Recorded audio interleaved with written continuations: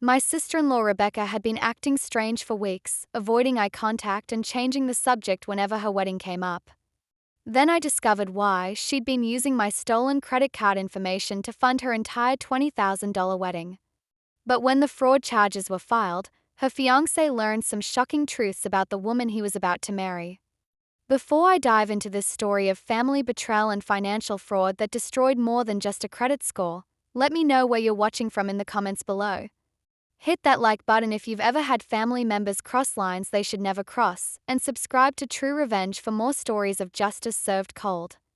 My name is Amanda, I'm 31 years old, and until 6 months ago, I thought I understood the boundaries that existed within families. This story begins with wedding planning excitement and ends with handcuffs and a cancelled ceremony that shocked our entire family. My younger brother Michael and I have always been close. He's 28, works as a software engineer, and has always been the reliable, trustworthy one in our family. 2 years ago, he started dating Rebecca Walsh, a 26-year-old marketing coordinator who seemed perfect for him on the surface. Rebecca was bubbly, outgoing, and appeared to adore Michael. She was always posting photos of them together on social media, talking about their future, and making plans for the life they would build together. Michael was smitten. He'd never been in such a serious relationship before, and Rebecca's enthusiasm about their future made him believe he'd found his soulmate. From the beginning, though, something about Rebecca felt off to me. It wasn't anything I could put my finger on. She was always polite and friendly when we were together. But I noticed she had a tendency to exaggerate stories, to make herself seem more successful or interesting than she actually was. She'd mention expensive purchases or trips that seemed beyond her budget, then get vague when asked for details. Michael proposed to Rebecca last Christmas during a family gathering at our parents' house. The proposal was beautiful. He'd hidden the ring in an ornament on the Christmas tree and surprised her in front of the whole family. Rebecca cried, said yes, and immediately launched into detailed plans for their dream wedding. "I've been planning this day since I was a little girl," she announced to the room. "I know exactly what I want: the venue, the flowers, the dress, everything. It's going to be absolutely perfect." What concerned me was the scope of what she was describing. Rebecca wanted a 150-person wedding at an upscale venue, with premium catering, a live band, professional photography, and all the expensive details that make weddings memorable. Michael worked a good job, but the wedding Rebecca was describing would cost at least $30,000, probably more. When I mentioned this concern to Michael privately, he brushed off my worries. "She's only getting married once," he said. "I want her to have everything she's dreamed of. We'll figure out the finances." "Michael, you just bought a house last year. You're still paying off your car loan.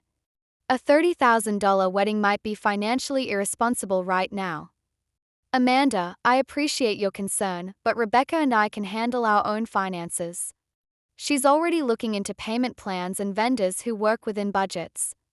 Over the following months, Rebecca threw herself into wedding planning with an intensity that bordered on obsession. She spent hours researching venues, vendors, and designers. She created detailed spreadsheets and Pinterest boards. She talked about nothing but the wedding whenever we saw her. What puzzled me was how she seemed to be booking expensive services without any apparent concern about costs. Within 2 months of the engagement, she'd put deposits down on a venue that charged $8,000 just for the space rental, hired a photographer whose packages started at $4,000, and ordered a custom wedding dress that cost $3,500. When I asked Michael how they were affording these expenses, he looked uncomfortable. "Rebecca is handling most of the financial planning," he said. "She's better with budgets and negotiations than I am. She says she's found ways to get discounts and payment plans that make everything affordable." "Michael, even with discounts, you're talking about a very expensive wedding. Are you sure you're comfortable with this level of spending?" "She says she has it under control. I trust her." That trust would prove to be misplaced in the most devastating way possible. About 4 months into the wedding planning, I started noticing changes in Rebecca's behavior around me. She'd always been chatty and friendly, but suddenly she became distant and awkward during family gatherings. She'd avoid sitting near me, would cut conversations short, and seemed nervous whenever I was around. Even more strangely, she started asking me odd questions about my financial situation. "Amanda, you're so good with money," she said during one family dinner. "Do you use credit cards for big purchases, or do you prefer to pay cash?" "It depends on the situation," I replied, confused by the random question. "Why do you ask?" "Oh, just trying to learn about different financial strategies." "What about your credit score?" "I bet yours is really good." "Rebecca, why are you asking about my credit score?" "Just curious. Michael and I are trying to improve ours before we apply for a mortgage after the wedding." The questions felt invasive and strange, but I attributed them to pre-wedding stress and financial anxiety. Looking back, I should have recognized them as reconnaissance. 2 weeks later, Rebecca asked even more specific questions. "Amanda, do you do most of your banking online?" "I'm trying to convince Michael to switch to online banking because it's so much more convenient." "Yes, I do most of my banking online. It's definitely convenient." "What bank do you use? And do you like their credit card rewards program?"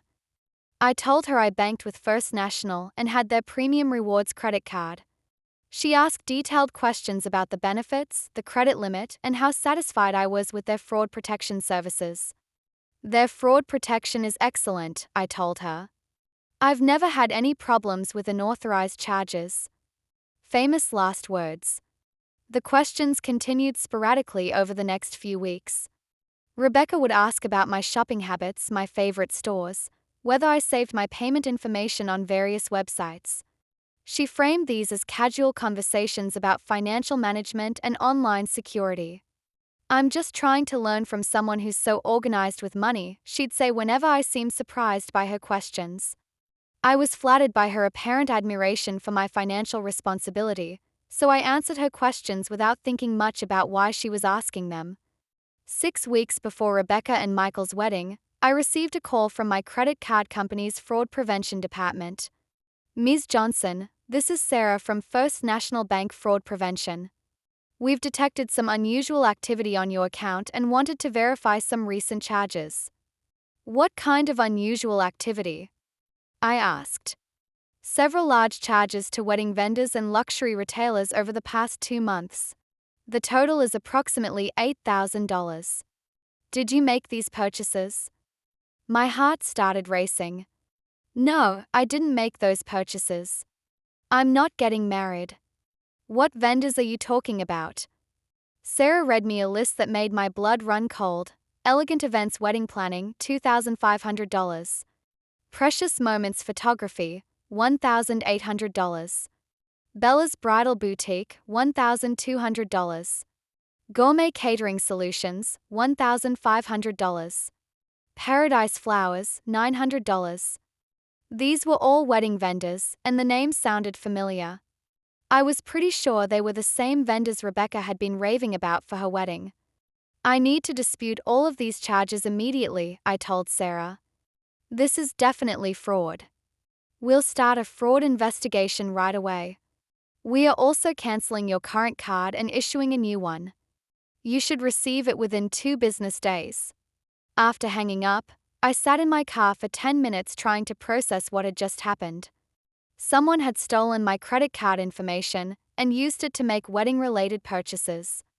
The timing and the vendor types were too much of a coincidence. This had to be connected to Rebecca's wedding. But how could Rebecca have gotten my credit card information? I'd never given it to her, never let her use my card, never even left my wallet unattended around her.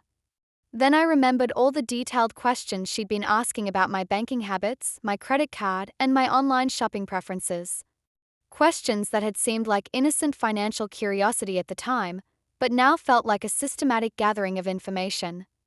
I called the wedding vendors to confirm my suspicions. The first call was to Elegant Events Wedding Planning. "Hi, this is Amanda Johnson. I just received a credit card statement showing a charge to your company, but I don't remember making any purchases. Can you help me understand what this charge was for?" "Oh, Ms. Johnson. Yes, we have you down as the payment method for the Rebecca Walsh wedding. She said you were helping pay for the wedding as a gift to your brother. Such a generous sister. My stomach dropped. I'm sorry, but there's been a mistake. I never authorized any payments for that wedding. That's concerning. Rebecca provided your credit card information and said you'd approved the charges. She even knew details about your account that suggested she had permission to use it. I hung up and immediately called Precious Moments Photography. Hi, this is Amanda Johnson. I'm calling about charges to my credit card for the Rebecca Walsh wedding. Ms. Johnson, yes. Rebecca spoke so highly of you. She said you wanted to surprise your brother by helping pay for their dream wedding. The deposit you paid covered our premium package. I never authorized any deposits. This is credit card fraud. The silence on the other end was telling. If that's true, we need to contact Rebecca immediately. She's scheduled for her final dress fitting next week, and we have thousands of dollars worth of services planned. I made similar calls to the other vendors. Each one told me the same story. Rebecca had provided my credit card information and claimed I was helping pay for the wedding as a generous family gift. The picture that emerged was devastating. Rebecca had somehow obtained my credit card information and used it to fund a significant portion of her wedding expenses. She'd been systematically defrauding me for months while pretending to be family. I knew I had to confront Michael, but I also knew this conversation would destroy him. He was 3 weeks away from marrying someone he loved, someone he trusted completely, and I was about to tell him she was a criminal. I called him and asked if we could meet privately that evening. Amanda, you sound upset. What's going on? Michael, I need to tell you something about Rebecca, and it's going to be very difficult to hear. We met at a coffee shop near his house. I showed him the list of fraudulent charges and explained what I'd learned from calling the vendors. Michael's face went white as I talked. This can't be right. Rebecca wouldn't do this. There has to be some other explanation. Michael, she's been asking me detailed questions about my finances for months. Questions that seemed innocent at the time, but now I realize she was gathering information to commit fraud. Maybe someone else got your credit card information and she's being framed. The vendors all said she personally provided my information and claimed I was helping pay for the wedding. This wasn't a random criminal, Michael. This was Rebecca. Michael sat in silence for several minutes, processing what I'd told him. What do I do now? He finally asked. The wedding is in 3 weeks. We have 150 people invited. Her family is flying in from across the country. You need to confront her and find out the truth. And Michael, I have to file a police report. This is a felony. She could go to prison. Amanda, please don't call the police yet. Let me talk to her first.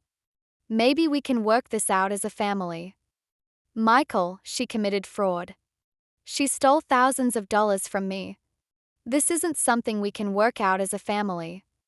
But I agreed to wait 24 hours before filing the police report, giving Michael a chance to confront Rebecca and get her side of the story. That night was one of the longest of my life. I couldn't sleep, couldn't eat, couldn't stop thinking about how this revelation would destroy my brother's life and his faith in the person he'd planned to marry. Michael called me at 7 a.m. the next morning. Amanda, I confronted Rebecca last night. What did she say? She admitted everything. The story Rebecca told Michael was even worse than I'd imagined. She hadn't just stolen my credit card information, she'd been planning it for months. During those family gatherings where she'd asked me innocent questions about my finances, she'd been memorizing details about my banking habits. She'd paid attention to which credit card I used when we went out to dinner. She'd noticed my online shopping patterns and the websites I mentioned using. The breakthrough came when I'd left my purse unattended during a family barbecue at our parents' house. While I was helping in the kitchen, Rebecca had gone through my wallet, photographed my credit card front and back, and noted the security code. She'd used that information to make online purchases and phone orders with wedding vendors, posing as me and claiming the charges were authorized gifts for my brother's wedding. She said she was going to pay it all back after the wedding, Michael told me, his voice hollow. She claimed she just needed the money temporarily to secure the vendors, and she'd reimburse you once she got her Christmas bonus at work. Michael, she stole $8,000 from me without my knowledge or consent.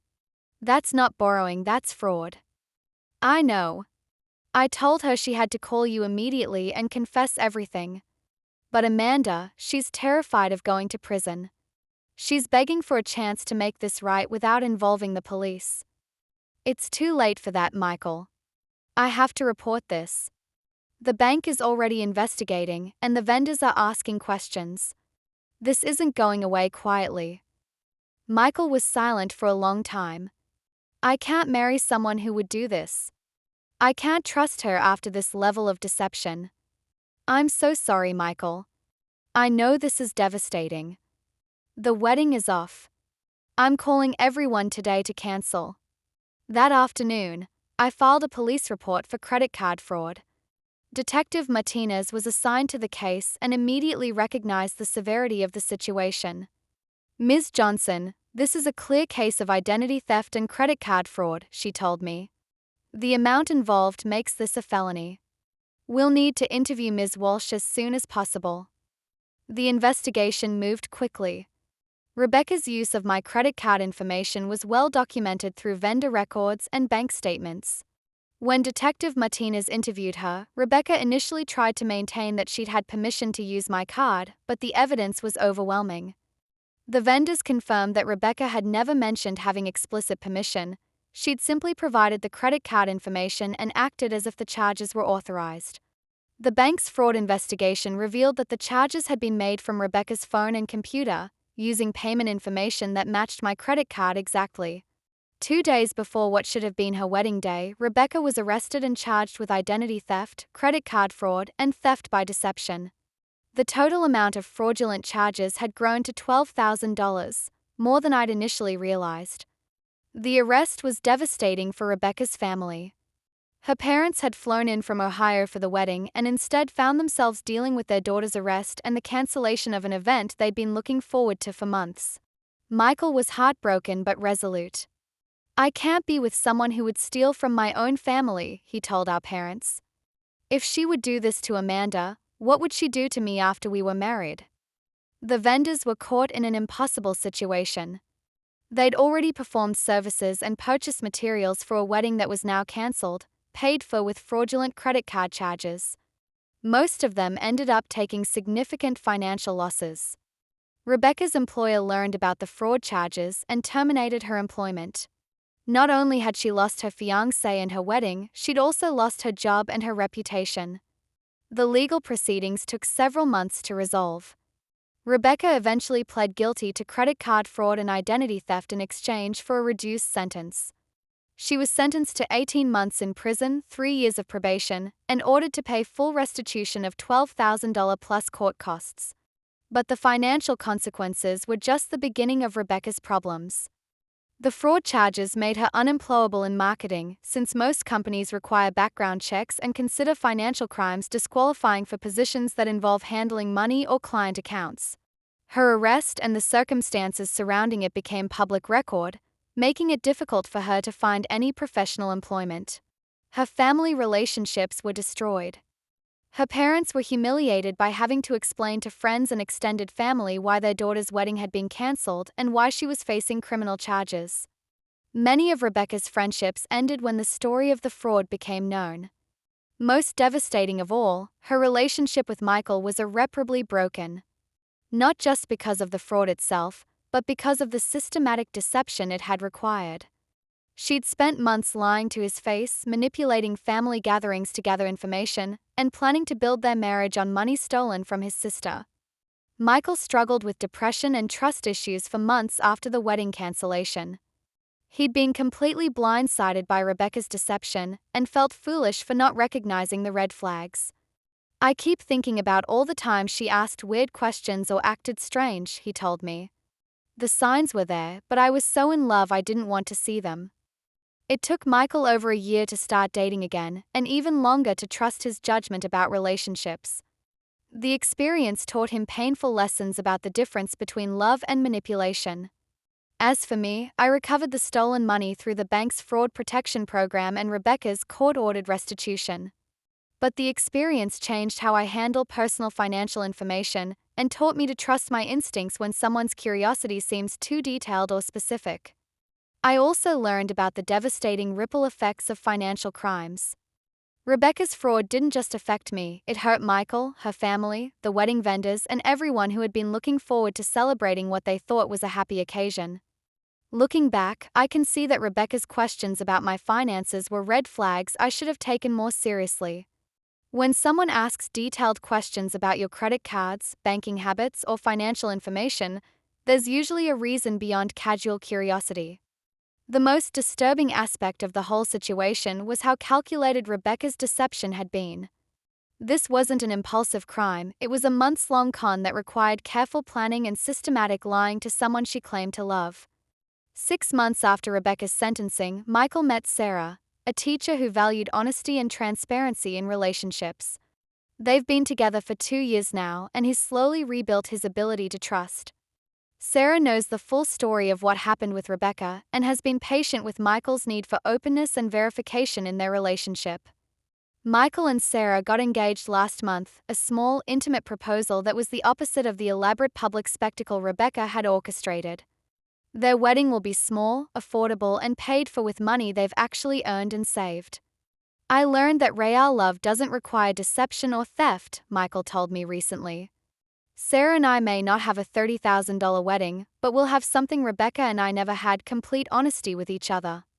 Rebecca was released from prison 8 months ago and is reportedly working in retail while living with her parents.